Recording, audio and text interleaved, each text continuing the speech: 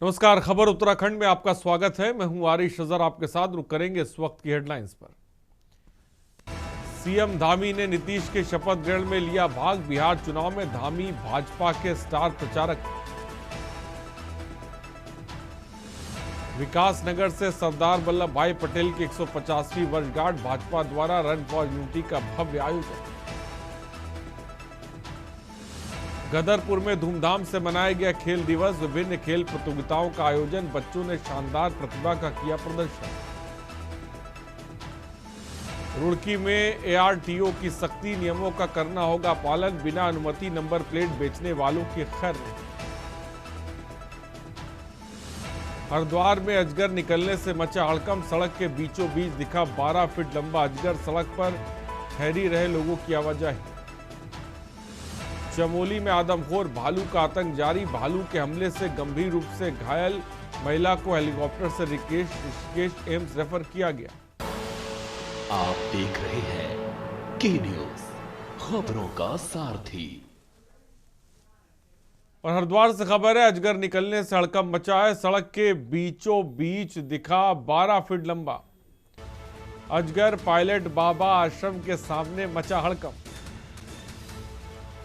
अचानक अजगर देख लोगों में भगदड़ मची है, सड़क पर लोगों की आवाजाही ठहरी है। सूचना पाकर पहुंची वन विभाग की टीम ने रेस्क्यू किया है। सड़क से अजगर जाने के बाद यातायात सामान्य हुआ।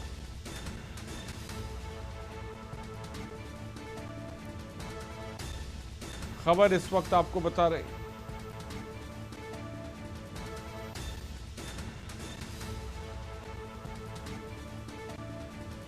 टीम ने अजगर का रेस्क्यू किया है, जंगल में पकड़कर छोड़ा।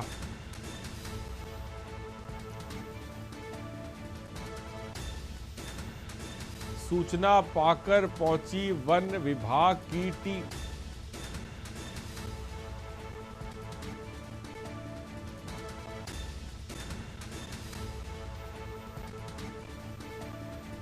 सड़क से अजगर जाने के बाद सामान्य हुआ यातायात।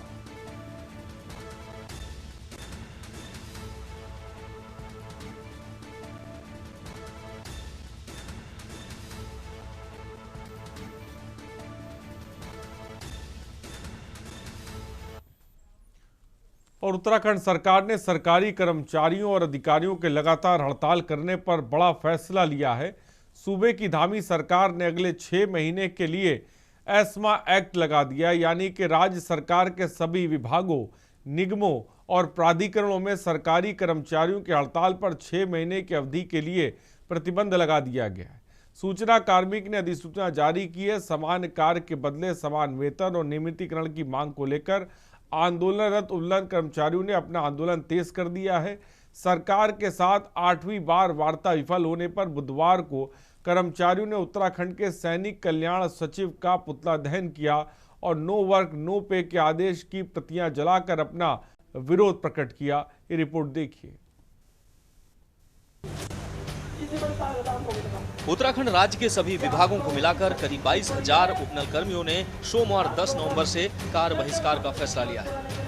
उन्होंने इसे सरकार और ब्यूरोक्रेट्स की नाकामी बताते हुए कहा कि वर्ष 2018 में नैनीताल हाईकोर्ट ने राज्य सरकार को चरणबद्ध तरीके से सभी उपनल कर्मियों को नियमित किए जाने को कहा था। उसके बावजूद सरकार ने इस आदेश पर अमल करने के बजाय सुप्रीम कोर्ट का रुख किया। साल 2024 में सुप्रीम कोर्ट ने भी सरकार की अपील खारिज कर दी। कर्मचारियों का धरना 11वें दिन भी जारी रहा। इधर सरकार के साथ 8वीं वार्ता भी विफल साबित हुई। शासन की ओर से जारी किए गए नो वर्क नो पे का ऑर्डर आने पर आक्रोशित कर्मचारी अभी भी सरकार की तानाशाही के खिलाफ सड़कों पर डटे हुए हैं। वहीं सरकार के आदेश से नाराज ये आंदोलनकारी अपने इस आंदोलन को और उग्र करने की चेतावनी सरकार को दे रहे हैं। वहीं राजनीतिक विपक्ष भी सरकार के फरमान का विरोध जताता नजर आ रहा है। ऐसे में ये लड़ाई आने वाले समय में एक बड़े आंदोलन की दिशा में जाती नजर आ रही है। उठा रही है। मैं उपनल कर्मचारी संयुक्त मोर्चा का प्रदेश संयोजक हूं और जो नो वर्क नो पे का जो शासनादेश इन्होंने किया है, ये देखना चाह रहे हैं कर्मचारियों का सबर को देखना चाह रहे हैं कि सबर का परीक्षण करना चाहती है ना सरकार। ये अब देख लें, कोई डरने वाला नहीं है। इनके फरमानी तुगलकी फरमानी जो इन्होंने आदेश कर रखे हैं, इससे कोई कर्मचारी डरने वाला नहीं है। आप यहाँ दिखा दीजिए, अपने चैनल के माध्यम से दिखा दीजिए ये भीड़, कहीं डर रहे हैं कोई कर्मचारी? कोई नहीं डरने वाले। कि धामी सरकार, आप कितने निकम्मे, कितने चोर हो आप, हम निहत्ते जनता को ऐसे क्यों रुला रहे हो? मतलब मेरे बोलना ये है कि हम यहाँ पे बैठे हुए, क्या हमारी मांगे बेवजह है? हम अपने अधिकारों के लिए बैठे हुए। और मैं बोलना चाहती हूँ भाजपा की महिला मोर्चा के जो महिलाएं हैं, आज नारियां यहाँ रोड पे है, आज कहाँ आपकी मातृत्व मर गई है? आप लोग वैसे तो बड़े चूड़ियां लेके रोडों पे, छोटी छोटी बातों पे रोडों पे आ जाते हो, आज आपको क्या मातृत्व शक्ति यहाँ पे नहीं दिख रही है? मेरी समझ में ये नहीं आता है कि हमने परसों बड़े आग्रह के साथ विनम्र भाव से मुख्यमंत्री जी का ये उनका आह्वान किया था कि मुख्यमंत्री जी हम सबके मुखिया हैं और इस पूरे उत्तराखंड के मुखिया होने के नाते उनसे ये मांग की जा रही थी, ये उम्मीद की जा रही थी कि जब हाई कोर्ट और सुप्रीम कोर्ट ने उपनल के कर्मचारियों के पक्ष में फैसला दिया है तो आप इसको कर दीजिए। और हमने ये स्पष्ट रूप से कहा था कि ये कोई राजनीतिक लड़ाई की बात नहीं है, इसका श्रेय आप ही को जाएगा।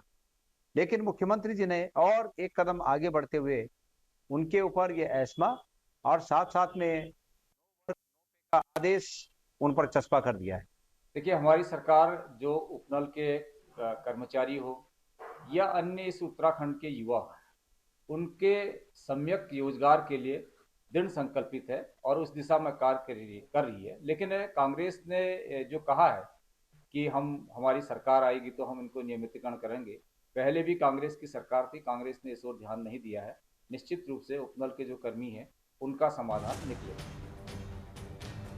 प्रदेश भर में स्वास्थ्य, शिक्षा, ऊर्जा, वन विभाग, सिंचाई विभाग, प्रशासनिक और तकनीकी विभागों और कई सरकारी संस्थानों में तैनात उपनल के कर्मचारी लगातार हड़ताल पर हैं। वहीं अब राजधानी के सबसे बड़े सरकारी दून अस्पताल में उपनल कर्मचारियों की हड़ताल की वजह से बिलिंग काउंटर से लेकर पर्चे बनाने के लिए मरीजों की लंबी कतारें लगी हैं। दून अस्पताल से भी बड़ी संख्या में उपनल से तैनात ward boy, nurse, pharmacist, data entry operator और सफाई कर्मी हड़ताल पर रहे, जिससे मरीजों को काफी दिक्कतों का सामना करना पड़ा। करीब 150 से अधिक कर्मचारियों के हड़ताल पर जाने से अस्पताल की व्यवस्थाएं भी चरमराई, जिसको लेकर विपक्ष ने भी सरकार को घेरना शुरू कर दिया। वहीं सत्ता पक्ष का कहना है कि उपनल कर्मियों के हित में संकल्पबद्ध है सरकार। वहीं समर्थन देते हुए विपक्ष को ये भी जानने की जरूरत है कि उनके कार्यकाल में उनके द्वारा उपनल कर्मचारियों के लिए कोई रणनीतियां नहीं बनाई गई और अब विपक्ष में रहकर सरकार पर सवाल खड़े करना उचित नहीं है। सरकार उपनल कर्मियों का लगातार संज्ञान ले रही है और निश्चित ही जल्द इसका समाधान भी निकालेगी। साथ ही सरकार का जो हड़ताल पर रोक और नो वर्क नो पे का आदेश राज्य हित में लिया गया फैसला है। और सुप्रीम कोर्ट से ऊपर कोई नहीं होता और ये धामी जी को समझना चाहिए। आप रोक लगाने की भले ही कोशिश कर लीजिए, लेकिन लोकतंत्र में जनता की आवाज को दबाना आपके लिए नामुमकिन है, उनके लिए खास करके जो जीत के आए हैं। आप अगर उनको बुलाकर उनसे वार्ता कर रहे हैं, कुछ लोगों को बुला के, तो ये क्या बता रहा? गणेश जोशी जी से पूछिए, ये गणेश जोशी जी को बताना पड़ेगा कि उन्होंने जाके अपनी सरकार में क्या कहा, मुख्यमंत्री धामी से क्या वार्ता करी। उपनल कर्मचारी अपने अधिकारों की उचित मांग को लेकर काफी दिनों से हड़ताल पर हैं, धरना प्रदर्शन कर रहे हैं, अपनी मांग सरकार के सामने रख रहे हैं। लेकिन चूंकि सरकार का रवैया इस राज्य में दमनकारी रवैया रहा है, सरकार समस्याओं का समाधान नहीं करना चाहती, बेरोजगारी बढ़ानी चाहती है। कर्मचारियों की हड़ताल की वजह से जो व्यवधान पैदा हो रहे हैं, जो परेशानी हो रही है, उनका हल सरकार को निकालना चाहिए था, कर्मचारियों की उचित मांगों को मानना चाहिए था।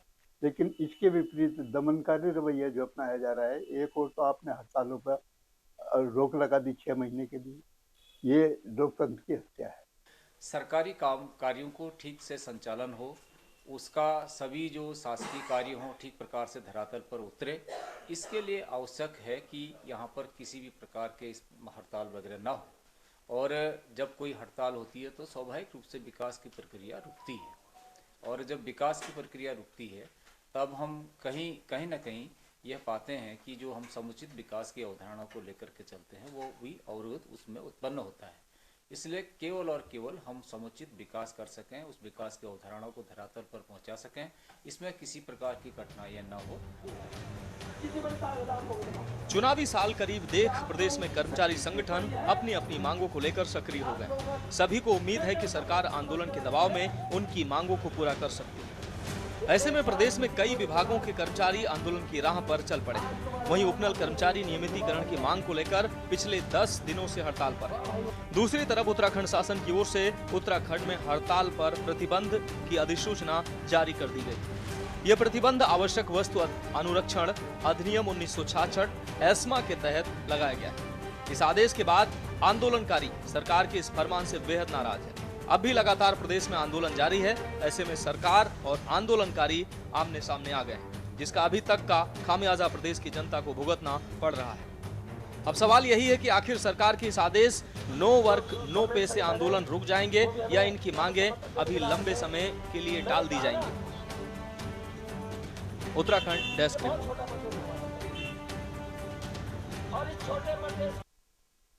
और रुड़की से बड़ी खबर सामने आ रही, जहां फर्जी नंबर प्लेटों पर परिवहन विभाग ने शिकंजा कसते हुए अभियान चलाया। रुड़की के सिविल लाइंस के चौपाटी बाजार के पास परिवहन विभाग की टीम ने ARTO 11 रोकेस के नेतृत्व में आज अचानक छापा मारा अभियान चलाया। विभाग को कई दिनों से क्षेत्र में फर्जी नंबर प्लेट लगाए जाने की लगातार शिकायतें मिल रही थी, जिन्हें गंभीरता से लेते हुए विभाग ने कार्रवाई शुरू की और जांच के दौरान टीम को दुकानों पर अनाधिकृत तरीके से नंबर प्लेट तैयार किए जाने की जानकारी मिली।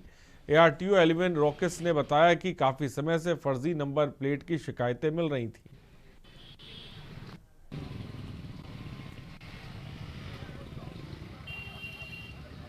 काफी दिनों से फर्जी नंबर प्लेट की शिकायतें हमें मिल रही थी और अक्सर देखा भी जा रहा है कि लोग नंबर प्लेट बनाकर और उनके चालान दूसरे के नाम पे होते जा रहे हैं। तो ये जो सारे दुकानें हमने आज चेक करी, ये सारे अनाधिकृत रूप से नंबर प्लेट बना रहे थे, जिसकी हमें सूचना मिली थी। तो आज सबकी नंबर प्लेट तो जब्त कर ली है और यदि भविष्य में बनाते हैं तो उनकी दुकान बंद करने की कार्रवाई भी की जाएगी।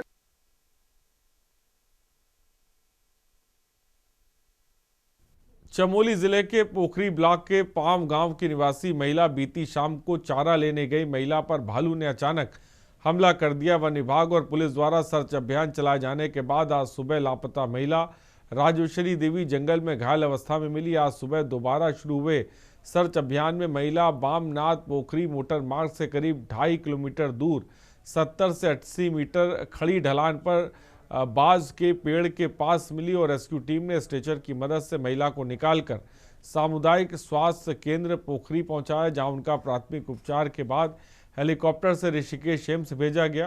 प्रभारी जिलाधिकारी मुख्य विकास अधिकारी डॉक्टर अभिषेक त्रिपाठी द्वारा वन विभाग के अधिकारियों को भालू प्रभावित क्षेत्रों में भालू के आक्रमण की रोकथाम हेतु तकनीकी टीम सक्रिय रखने के निर्देश दिए गए हैं। जैसा कि सोशल मीडिया और जनपद चमोली में ग्राम पाव विकासखंड पोखरी के अंतर्गत एक सूचना प्राप्त हुई थी कि एक महिला पर भालू के द्वारा आक्रमण किया गया था। उस महिला को जो है आज उच्च इलाज के लिए एम्स रेफर कर दिया गया है और एयर एम्बुलेंस के द्वारा उसको एम्स ऋषिकेश में भेज दिया गया है और लगातार डॉक्टरों के द्वारा निगरानी बनाए रखी जा रही है। और विकास नगर में आज सरदार वल्लभ भाई पटेल की 150वीं वर्षगांठ पर भाजपा द्वारा रन फॉर यूनिटी का भव्य आयोजन किया गया। कार्यक्रम को एक भारत आत्मनिर्भर भारत की थीम के साथ मनाया गया। हरबर्टपुर स्थित बस अड्डे से शुरू हुई यह पदयात्रा राष्ट्रीय राजमार्ग 123 से होते हुए जीवनगढ़ तक पहुंचकर संपन्न हुई और पदयात्रा में बड़ी संख्या में भाजपा कार्यकर्ताओं, स्थानीय जनता और विभिन्न स्कूलों से आए छात्र छात्राओं ने उत्साहपूर्वक भाग लिया। कार्यक्रम में विकास नगर के विधायक मुन्ना सिंह चौहान, वन पंचायत के अध्यक्ष दर्जा मंत्री कुलदीप कुमार और जिला अध्यक्ष मित्ता सिंह विशेष रूप से उपस्थित रहे।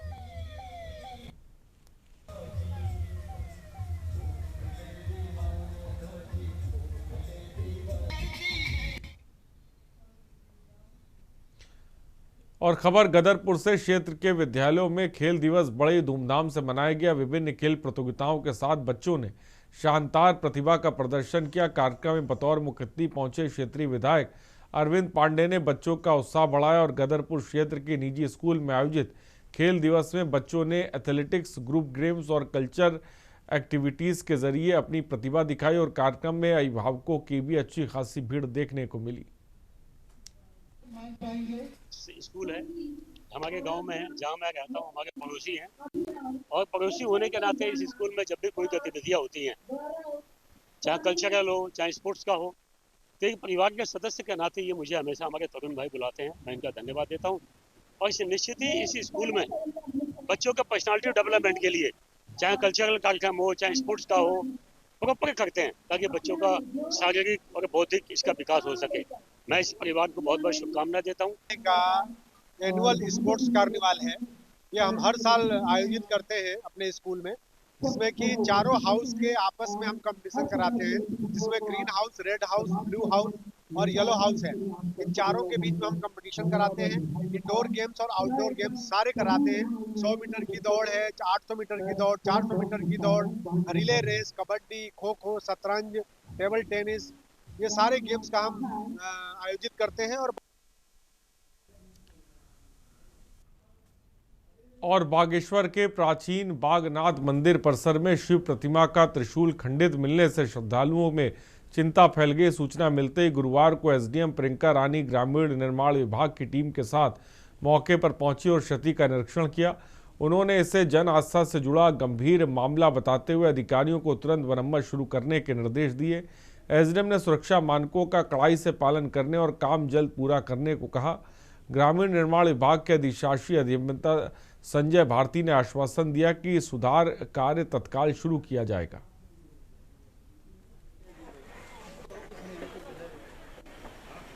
ये जिला प्रशासन के संज्ञान में आने पर कि जो सरयू जी के किनारे शिव जी की विशाल प्रतिमा जो स्थापित है, तो वो उसका कुछ पार्ट जो है खंडित हो गया है। तो इस संबंध में तत्काल जो है जिलाधिकारी महोदय द्वारा संज्ञान लेते हुए इस संबंध में जिला प्रशासन के स्तर से प्रभावी कार्रवाई और त्वरित करने के निर्देश दिए गए थे। इसके क्रम में मुख्य विकास अधिकारी महोदय के स्तर से आज ही एक्सियन RWD को इस संबंध में निर्देशित कर दिया गया है कि आप तत्काल जो है इसकी जो मरम्मत का कार्य है वो करें। इस संबंध में आज मेरे द्वारा और एक्सियन जो RWD हैं उनके द्वारा निरीक्षण भी किया गया है और इसमें जो है अतिशीघ्र इस संबंध में कार्रवाई की जाएगी। और यहाँ पर रुकते एक छोटे से ब्रेक के लिए, हम जल्द हाजिर होंगे कुछ और खबरों के साथ।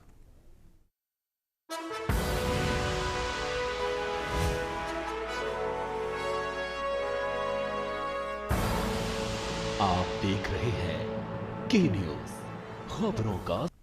ब्रेक के बाद आपका स्वागत है। लक्सर से गिरफ्तार हुए साइबर ठगी रैकेट के सरगना के तार पाकिस्तान के अलावा बांग्लादेश, सऊदी अरब और इंडोनेशिया से भी जुड़े थे। मुकदमा लिखने वाले एसटीएफ के दरोगा ने एफआईआर में बाकायदा इसका ब्यौरा दिया और देहरादून एसटीएफ ने तिलकपुरी लक्सर से साइबर ठगी रैकेट के सरगना सौरभ और उसके साथी आकाश को गिरफ्तार किया है। जांच में पता चला है कि सौरभ का सीधा कनेक्शन पाकिस्तान, इंडोनेशिया, बांग्लादेश और सऊदी अरब से जुड़ा हुआ था। पाकिस्तान और सऊदी अरब में कुछ नंबरों पर अक्सर व्हाट्सएप से उसकी बात होती रहती थी। इन देशों के कुछ 8 मोबाइल नंबर उसके फ़ोन में एसटीएफ को मिले हैं। इन नंबरों पर उसके कुछ संदिग्ध चैट भी एसटीएफ को मिले हैं। सौरभ के इस कनेक्शन को देखते हुए एसटीएफ को उसके तार दिल्ली बम ब्लास्ट से जुड़े लोगों से जुड़े होने का भी संदेह है।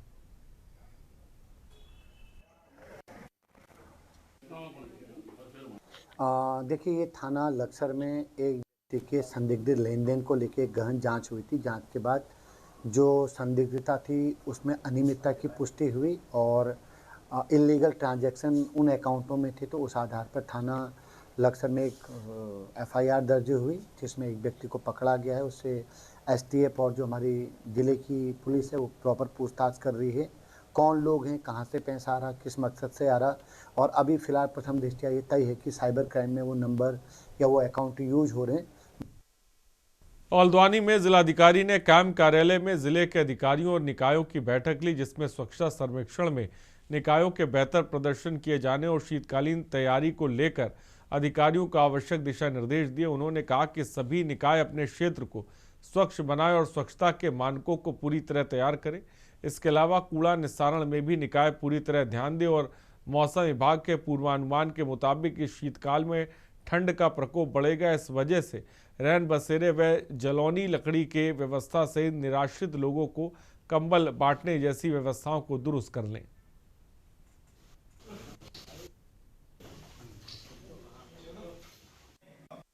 आज जो है नगर निगम और जितनी नगर पालिकाएं नगर पंचायत हैं उनके अधिकारियों से यहाँ बैठक की गई।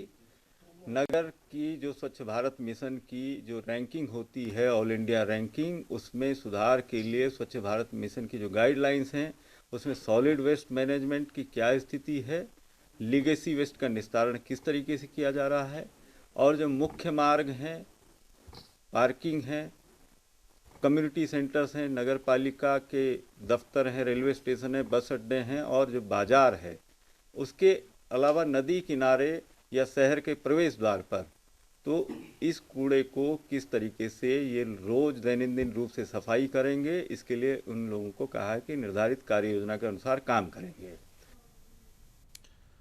उत्तराखंड के बने 25 साल हो चुके हैं। सरकार विकास के बड़े बड़े दावे तो करती है, लेकिन हल्द्वानी से 8 किलोमीटर दूर काठगोदाम स्थित दानीजाला गांव विकास से कोसों दूर है।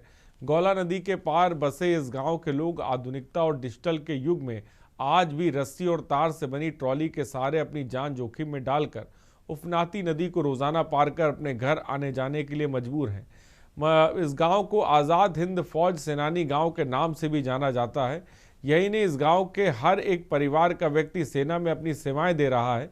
गांव के लोगों का कहना है कि उनकी जिंदगी 2 पेड़ों के भरोसे टिकी है। उनमें से एक सूख चुका है जबकि दूसरा सूखने के कगार पर है। ट्रॉली को खींचने के लिए जरूरी लोहे का तार इन 2 पेड़ों में ही बंधा है।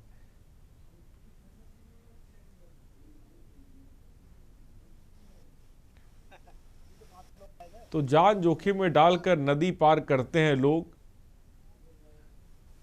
पैदा ही हम यहाँ हुए और करीब 50-60 साल हो गए हैं हमें, और हमारे बड़े भाई साहब जो हैं वो 70 साल के हैं, वो 70 साल से रह रहे हैं, वो भी यहीं पैदा हुए। और आने जाने की इतनी परेशानी है यहाँ पर। 2005 से पुल के लिए लगे हैं, लेकिन कई कारणों से हमारा पुल लग नहीं पा रहा है। कितने परिवार रहते हैं यहाँ पे? करीब 19 परिवार यहाँ पर अभी रहते हैं, और कई परिवार तो इधर उधर ही चले गए हैं। सरकार क्या कहती है? सरकार का क्या कहें, अब सरकार तो ये है कि सब जगह सुविधा ही सुविधा है कहते हैं, लेकिन हमारे गांव में तो सुविधा नहीं है। सर हम तो, मेरा पैदाइश यहीं हुई है, मेरी 1955 की पैदाइश है, 5 अप्रैल 1955 की पैदाइश है।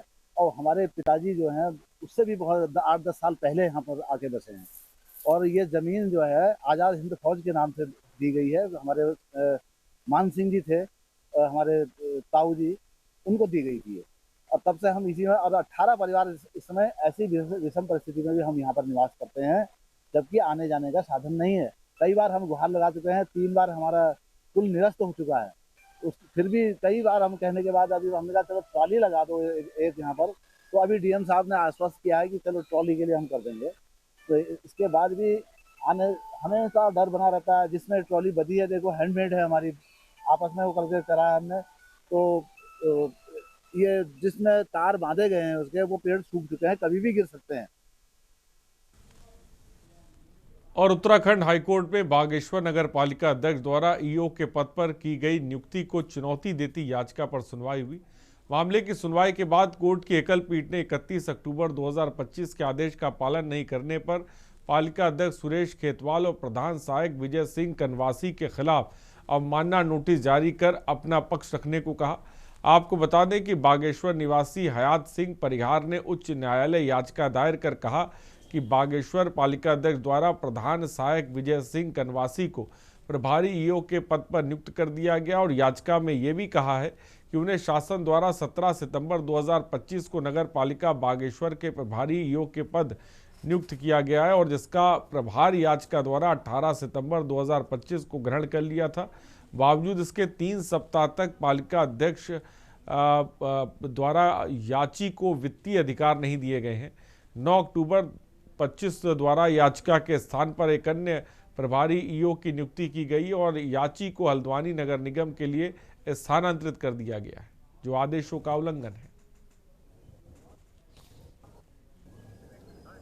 मामला नगर पालिका परिषद बागेश्वर का है। प्रभारी ईओ की नियुक्ति के संबंध में है। 17 सितंबर 2025 को हयात सिंह परिहार जो टैक्स रेवेन्यू वहाँ पर ऑफिसर हैं, उनको चार्ज दिया गया था। और तब से लेकर के अब तक इसमें 2 बार जो है हाई कोर्ट में याचिका और उसमें इंटरफेरेंस हुआ और फिर बीच में किसी अन्य व्यक्ति को उन्होंने ईओ का प्रभार दिया, जो कि माननीय उच्च न्यायालय नैनीताल के 15 अक्टूबर के आदेश के बाद उसमें रोक लग गई थी। और फिर पुनः अभी नगर पालिका परिषद बागेश्वर ने हाईकोर्ट के 31 अक्टूबर 2025 के आदेश के उल्लंघन में अवमानना में एक और निर्णय ले लिया था, जिसको यहाँ पर चुनौती दी गई थी। और खबर उत्तराखंड में फिलहाल इतना ही, और आगे देखिए मंथन हमारे प्रधान संपादक दुर्गेन्द्र चौहान जी के साथ।